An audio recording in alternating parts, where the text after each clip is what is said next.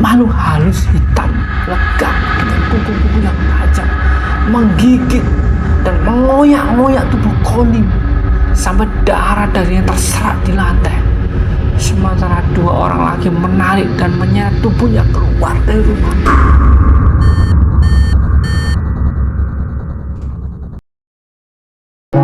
Assalamualaikum guys, selamat datang di channel M Stories, kisah-kisah sekitar misteri. Kali ini dengan judul Pesugihan Perkutut Putih. Oke guys, seperti biasanya, bagi kamu yang belum subscribe, mohon dibantu subscribe ya, biar aku lebih semangat lagi. Oke, langsung aja kita mulai. Kisah ini diawali dari pembicaraanku dengan seorang teman lama. Sebut saja namanya Ahmad. Biasanya aku memanggilnya Cak Mat. Jadi gini guys, saat itu aku kebetulan bertemu dengan Cak Mat di sebuah kedai warung kopi.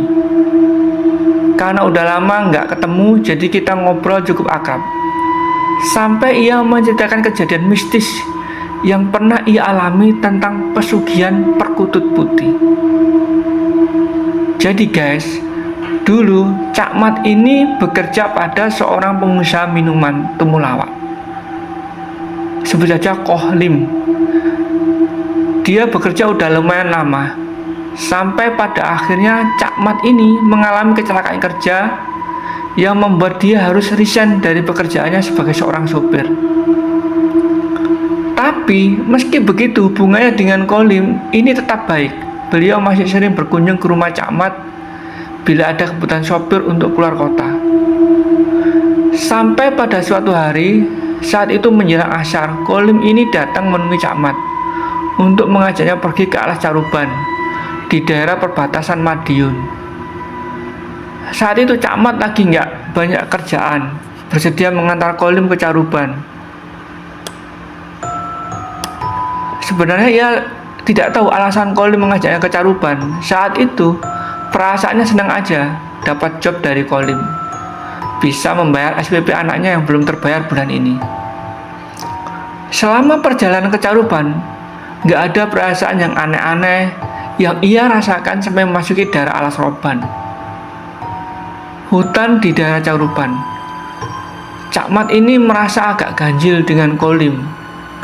Soalnya ia menyuruhnya memasuki desa di dekat Alas Roban. Di desa ini, dia disuruh mencari rumah bercat hijau yang ada di dekat lapangan bola. Saat itu sudah syuruk maghrib, jadi suasana agak gelap. Cahaya yang terpancar terasa temaram karena rumah di desa itu agak berjauhan. Dan mereka masih menggunakan lampu dop yang kecil di masing-masing teras rumah. Jadi di luar masih tampak gelap. Mat, berhenti di situ. Itu rumahnya Pak Di. Kamu di dalam sini saja biar aku yang menemui Pak Di sendiri, suruh Kohlim pada Cak Mat. Baik Pak, jawab Cak Mat. Dari dalam mobil Cak Mat melihat Kohlim memberikan segembok uang pada Pak Di. Kemudian Pak Di memberikan seekor perkutut putih. Kohlim melihatnya dengan cermat, burung perkutut putih yang ia terima. Sejurus kemudian ia tersenyum bahagia dan bergegas masuk ke dalam mobil. Sukses Mat, seru Kohlim. Aku udah dapat perkutut putih ini. Lihat, bulunya putih bersih, bersinar. Pasti ini yang dimaksud Mbah Suro, serunya gembira. Cak Mat melihat dengan seksama ke arah perkutut putih itu. Benar juga, perkutut itu benar-benar warna putih, bersinar. Tak ada sehelai bulu pun yang berwarna hitam. Ayo langsung balik ke Surabaya Mat, seru Kohlim lagi. Iya Pak, jawab Cak Mat sambil terus memutar balik mobilnya. Langsung melajukan mobilnya keluar dari desa Pak Di. Perjalanan pulang ke arah Surabaya berjalan lancar, tapi saat keluar dari Nganjuk memasuki arah Jombang, terjadi hal yang ganjil. Tiba-tiba mobil terasa berat. Sepintas di arah belakang tampak bayangan hitam legam yang duduk di jok paling belakang. Cak Mat terkesiap. Astagfirullah, serunya. Ada apa, Mat? Suruh Kolim. Di belakang, Pak, dekat sangkar burung kayak ada orang tadi. Ah, apa iya, Mat? Bentar, menepi dulu. Tak lihat di belakang. Cak Mat menghentikan mobilnya di tepi jalan. Saat itu suasana tampak sepi. Mereka berhenti pas di bawah pohon besar. Sementara mobil yang melintas di jalan tampak hanya 1-2 saja, tak seramai biasanya. Kolim membuka pintu, tiba-tiba ia terdorong ke belakang seperti ada bayangan orang yang mendorongnya. Cak Mat merasakan hal yang sama, bahkan bulu kuduk terasa berdiri. Mat, tolong ambilkan sangkar perkututnya. Aku ingin lihat apa burung perkututnya aman-aman saja, seru Kolim. Cak Mat yang sedikit merasa ketakutan terpaksa masuk mobil dan mengambil sangkar burung. Badannya terasa berat sekali. Saat ia melirik ke samping, ia melihat seorang lelaki tinggi besar dengan wajah yang cukup menyeramkan. Kuku tangannya menjulur memanjang, sementara ada 2 siung panjang menghius di mulutnya. Suara menesis itu terdengar kuat di telinga Cak Mat. Astagfirullah, astagfirullah, serunya keras. Ada, Mat? Suruh Kolim. Tidak ada apa, Bapak, seru Cak Mat menutup-nutupi. Tangan saya kecepit, Pak, jawab Cak Mat. Ia meraih sangkar dan langsung membawanya keluar. Kolim menerima sangkar itu. Ia langsung membuka penutup sangkar itu. Ia langsung terbelalak kaget, berteriak keras. Waduh, ketipu, Mat. Kenapa perkututnya berubah kayak perkutut biasa? Gimana ini, Pak D? Aku beli mahal loh, Mat. Ini 50 juta. Kok jadi perkutut biasa? Ayo, balik aja, Mat, ke Caruban, seru Kolim menahan amarah. Tapi tadi kan putih bersih ya, Pak. Kok bisa jadi kayak biasa? Memangnya buat apa sih, Pak, cari perkutut putih? Tanya Cak Mat datar. Anu, Mat, kata Mbak Suro, suruh pelihara perkutut putih buat penglaris pendatang rezeki, Mat, biar usaha makin bagus dan lancar. Jadi nanti tidak ada banyak aura positif di kantor, buat kewibawaan serta penolak tuah. Oh gitu. Bukan usahanya sekarang udah kian baik, Pak? Iya, sejak ketemu Mbak Suro makin lancar, Mat. Tapi akhir-akhir ini agak merosot, makanya Mbak Suro suruh nyari perkutut putih ini. Oh gitu. Untung, Pak, ini masih perbatasan Nganjuk, nggak jauh-jauh amat. Langsung kembali ke Caruban ya, Pak? Iya, Mat, cepat, perkututnya takutnya kemalaman nanti. Siapa? Jawab Cak Mat yang langsung melanjutkan mobil ke Caruban. Tepat pukul 9 malam, Cak Mat dan Kolim sampai di rumah Pak D. Kolim sedikit emosi berteriak keras ke Pak D untuk bertanggung jawab. Pak D tidak menjawab. Lelaki kurus yang sudah berumur itu terdiam lama. Ia memejam mata dan berkomat kamit membaca mantra-mantra yang tidak bisa dimengerti Cak Mat. Sejenak kemudian ia membuka matanya dan berkata lirih kepada Kolim. Perkututnya nggak mau ikut jenengan, Pak. Uang ini saya kembalikan saja. Tapi kalau Bapak benar-benar ingin dapat perkutut putih, saya bisa memberikannya. Tapi Bapak harus melakukan ritualnya sendiri. Gimana, Pak? Seru Pak D lirih. Kolim kali ini terdiam. Kemudian berkata lirih, oke, Pak, aku siap lakukan ritualnya. Mat, tolong temani aku ya, biar nggak sendiri. nanti kamu tak kasih uang lebih banyak lagi. Tapi Pak, apa aman? Saya nggak mau ikut ritual ini, cuma lek nunggu aja saya siap. 3 juta ya Pak. Oke Mat, suruh Kolim tak keberatan. Ritualnya nggak jauh kok Mas. Terus ini di tanah lapang kok aman. Cuma agak masuk dalam alas roban di belakang rumah saya. Saya juga nanti ada di sana.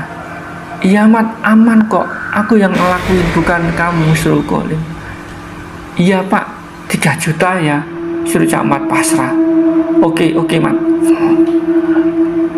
Jadi guys, saat itu juga Cak Mat, Kolim, dan Pak Di berjalan di belakang rumah Pak Di.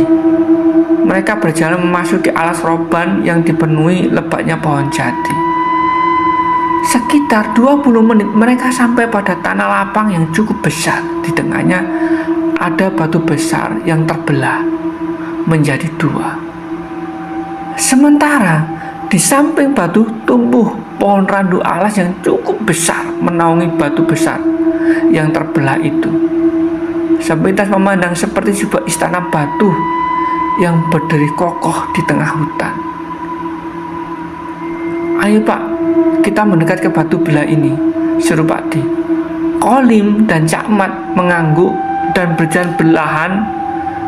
Ayo Pak, kita mendekat ke batu belah itu, suruh Pak Di. Kolim dan Cak Mat mengangguk dan berjalan berlahan di belakang Pak Di. Semakin dekat, suasana semakin tampak mencekam. Kolim tampak gugup kali ini. Tangannya berkali tampak gemetar saat memegang beberapa dupa dan kemenyan yang ia nyalakan di sebuah batu nyoni di depan batu belah. Sementara bulu kuduk Cak Mat tampak merinding semua saat mereka berada di tengah batu belah yang cukup besar itu. Dari atap batu beberapa kali Cak Mat melihat bayangan hitam yang berkelebat duduk dan merangkak di atasnya. Pak Di komat kami membaca mantra. Sejenak ia berkata lirih, "Tenang ya Pak, Mas. Kalau lihat penampakan-penampakan yang aneh, itu hanya godaan saja. Mereka nggak mungkin berani mengganggu sampean. Saya menjaminnya. Yang penting apapun yang terjadi, jangan melintasi biji-biji ketan hitam dan putih yang saya taruh melingkari batu belah ini. Pasti aman. Sampean harus menunggu berdua di sini sampai perkutut putih itu muncul. Jangan keluar dari garis ini. Di luar jauh dari aman." Sementara saya duduk bersila di sana, di atas batu nyoni yang pertama yang ada di depan batu belah ini. Jadi saya juga di tengah batu belah ini Pak, seru Cak Mat. Parah karena takut. Iya Mas, demi keamanan sendiri. Lihat di luar panas sepatu udah berkeliaran. Sejenak Kolim dan Cak Mat tercengang. Sosok mata menyala dengan api yang terbakar bertebangan di area lapangan. Sudah tak bisa mundur lagi ya Mas. Udah sampai di sini, sampean berdua pasti aman. Asal tidak keluar garis ini. Penampakan itu udah biasa aja. Sejenak Pak Di terdiam guys. Kemudian dia berkata dengan suara agak berat,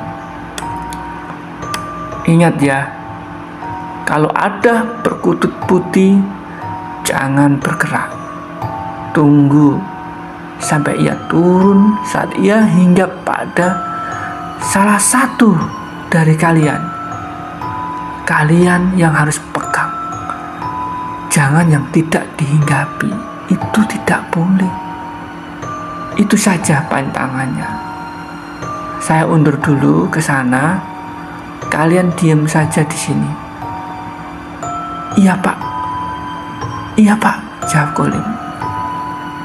Sementara malam semakin larut, suasana hening semakin mencekam. Tiba-tiba angin berembus keras dan udara dingin terasa menusuk tulang. daun-daun pohon randu alas berjatuhan, dan suara air gemercik terdengar samar. Sementara Cakmat dan Kolim memandang penuh selidik di area lapang sekitar batu belah. Tiba-tiba keduanya merasa ada panggilan suara wanita. Seakan suara itu sudah akrab ia dengar. Sementara di samping batu belah bagian depan, mereka berdua melihat wanita yang duduk berjongkok sambil menangis menutupi wajahnya. Mei, seru Kolim pada wanita itu. Wanita itu menjulurkan tangan ke arah Kolim. Kolim bergegas ingin meraih tangan wanita itu, tapi Cakmat dengan cepat menarik tubuh ke belakang. "Pak, bukan ibu itu," serunya keras. Kolim tersadar dan bersandar pada batu belah, sementara matanya tetap memandang wanita itu. Wanita itu menangis, kemudian tertawa menyeringai dengan wajah penuh darah dan belatung. Kolim langsung memalingkan mukanya, tak kuat melihat wajah menyeramkan itu. Sementara tubuh wanita itu melayang naik ke atas pohon randu dengan suara tawa yang melengking.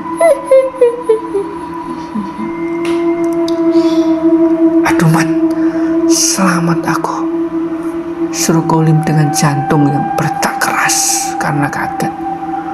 "Udah Pak, diam aja. Jangan terpengaruh dengan penampakan di luar. Itu hanya godaan aja.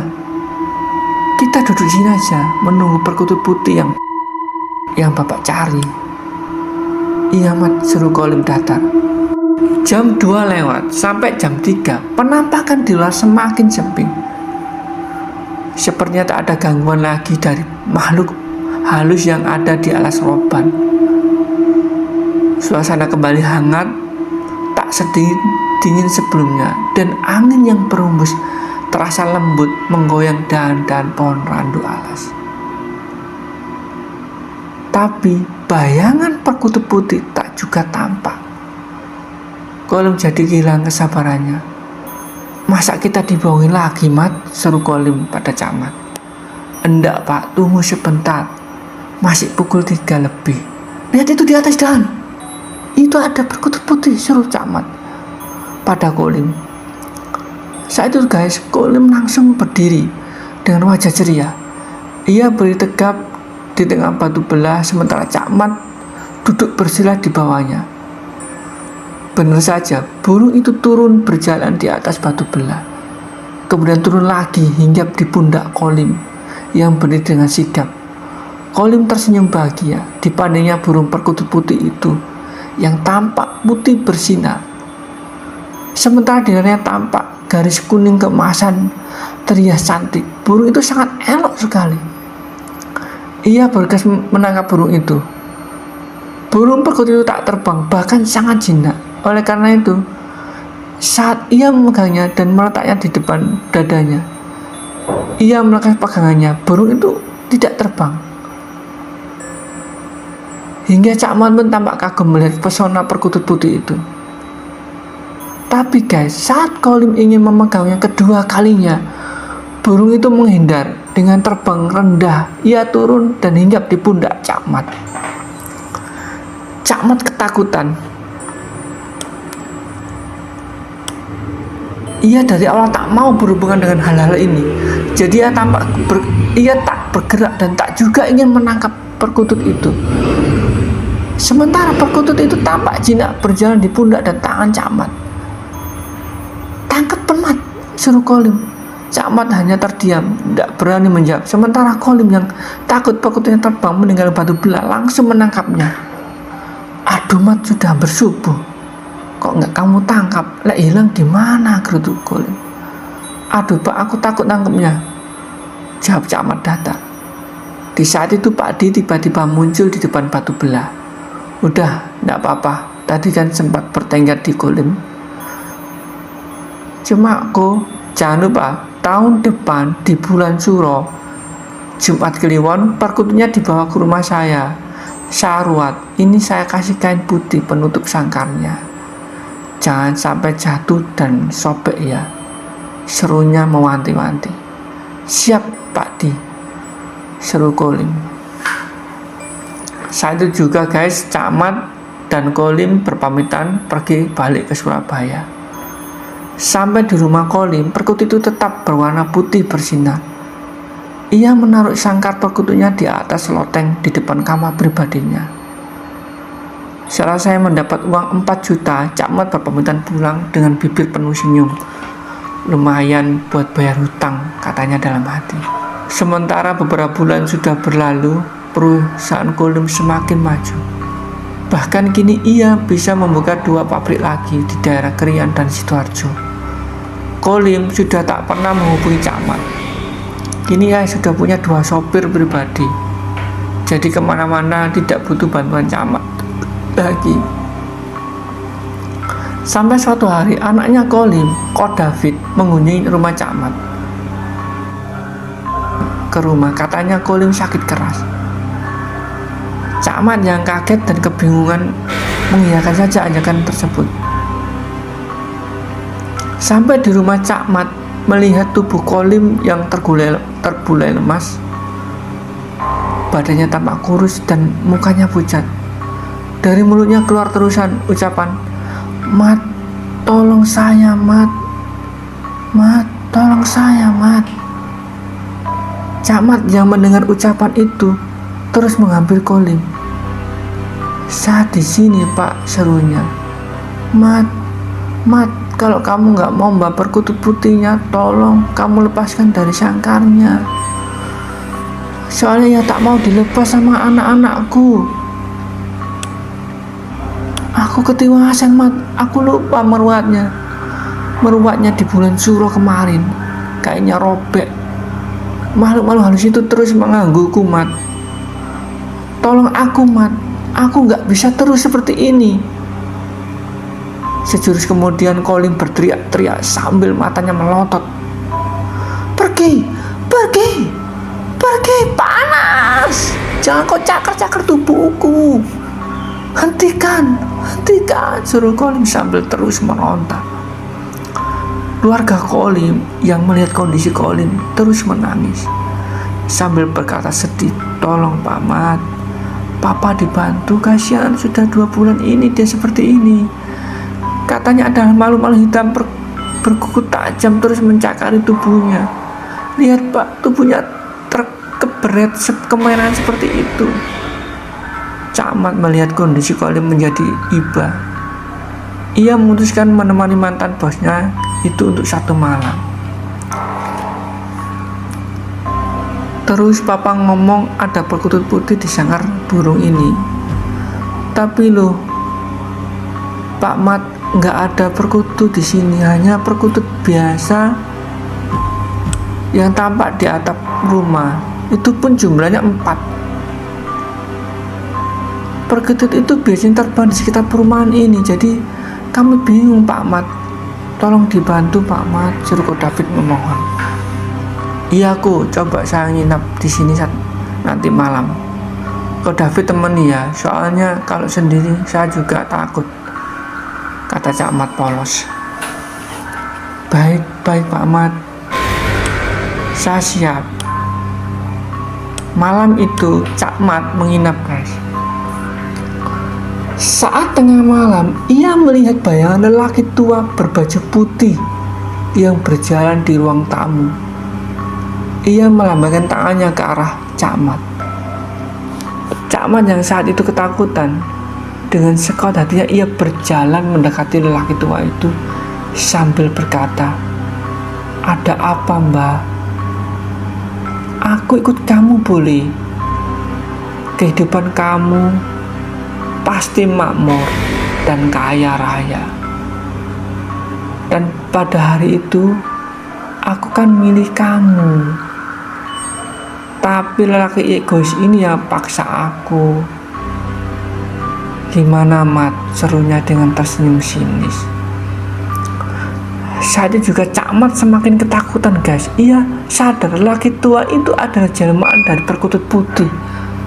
Tubuhnya gemeteran, sementara di sudut lorong ia melihat makhluk bertubuh hitam legam dengan kuku yang tajam bergerak perlahan memasuki kamar Kolim. Aku ingin melepasmu, Mbak. Aku nggak ingin kamu mengikutiku dan mengikuti Pak Lim lagi. Tolong, kasihan Pak Lim. Tolong jauhkan makhluk hitam itu dari Pak Lim, suruh Cak Mat pada lelaki tua itu. Kalau itu maumu nggak apa-apa, Mat. Aku akan pergi dan nggak mengikuti kalian lagi. Tapi makhluk hitam ini nggak bisa mengikuti kemauanmu. Ia sudah jadi perjanjianku dengan si Mawereng. Ia akan aku suruh mengakhiri penyiksaannya di sini. Tapi semua bosmu itu akan dibawa ke istana Waringin di atas alas roban. Itu sudah konsekuensinya melanggar aturan dari kami. Kamu nggak bisa berbuat apa-apa, Mat. Selesai bicara, lelaki tua itu berubah menjadi perkutut putih dan terbang keluar rumah melewati jendela teras atas. Sementara kejadian amat mengerikan terjadi di depan Cak Mat. Jadi guys, Cak Mat melihat 4 makhluk halus hitam legam dengan kuku-kuku yang tajam menggigit dan mengoyak-ngoyak tubuh Kolim sampai darah darinya terserak di lantai. Sementara 2 orang lagi menarik dan menyeret tubuhnya keluar dari rumah. Kolim meronta-ronta kesakitan dan terus memanggil Cak Mat, Mat, Mat, Mat, tolong aku. Tapi Cak Mat terdiam, tak bisa berbuat apa-apa. Ia hanya bisa melihat sukma Kolim di bawah makhluk-makhluk ganas itu. Sementara di dalam kamar, Ko David menjadi keras, menahan kesedihan melihat papanya meninggal dunia dengan tubuh penuh beretan-beretan kuku dan mata yang melotot, sementara mulutnya menganga lebar. Cak Mat hanya terdiam, tak bisa bersuara. Ia tahu betapa tragisnya akibat dari pencarian perkutut putih. 5 hari kemudian jasad Kolim dikremasi. Abunya dilarung di laut. Dan sejak saat itu Cak Mat tak pernah berhubungan lagi dengan keluarga Kolim. Oke guys, sekian dari aku. Semoga kalian suka. Wassalamualaikum warahmatullahi wabarakatuh. Sukses selalu.